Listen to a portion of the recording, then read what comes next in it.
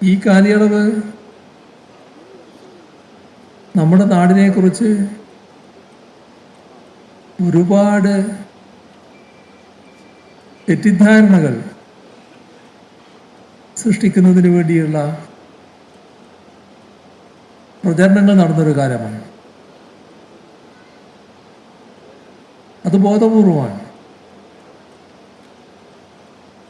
അതിൽ ഒരു ഭാഗം മാത്രമാണ് ഇപ്പോൾ പരാമർശിക്കുന്നത്. നമ്മുടെ നാട് ഈ 9 വർഷമെടുത്താൽ എത്ര കണ്ട് പുരോഗതി നേടാനായി?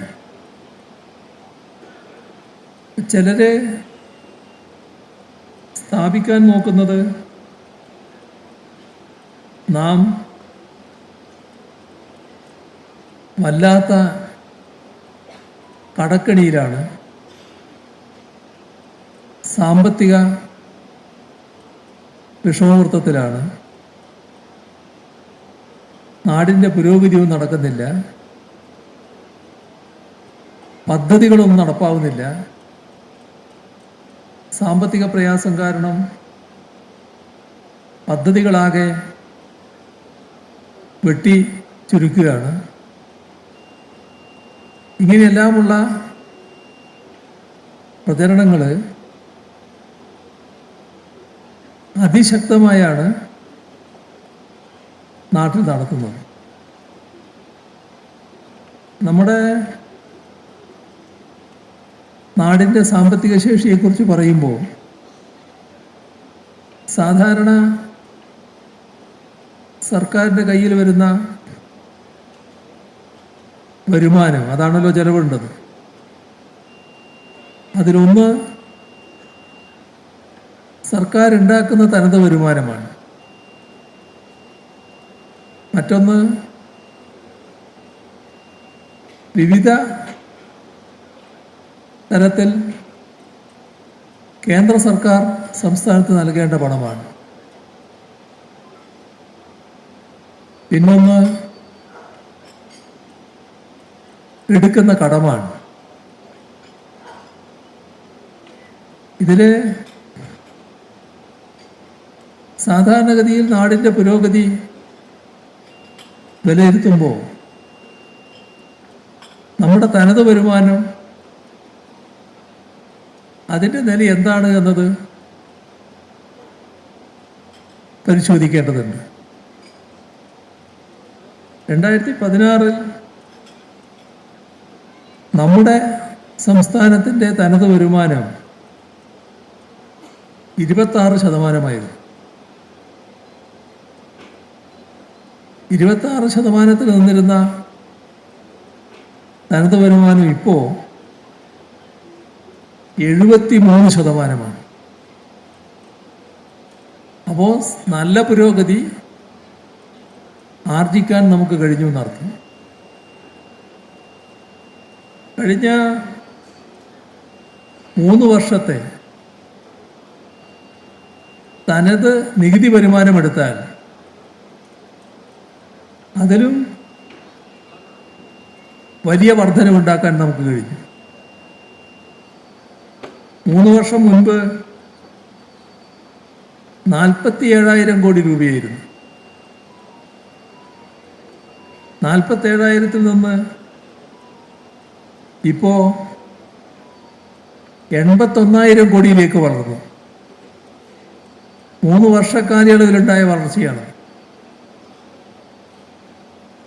ആകെ തനത് വരുമാനം ഈ രീതിയിൽ നോക്കിയാൽ 55,000 കോടിയിൽ നിന്ന് 1,04,000 കോടിയായി വർദ്ധിച്ചു. ഇവിടെ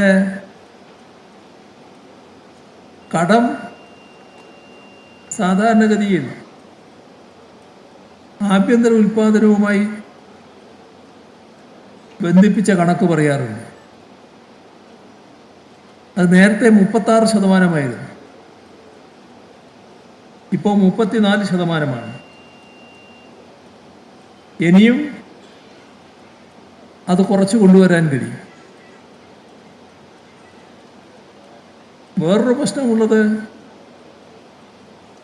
കേന്ദ്രവും സംസ്ഥാനവും കൂടിയാണ്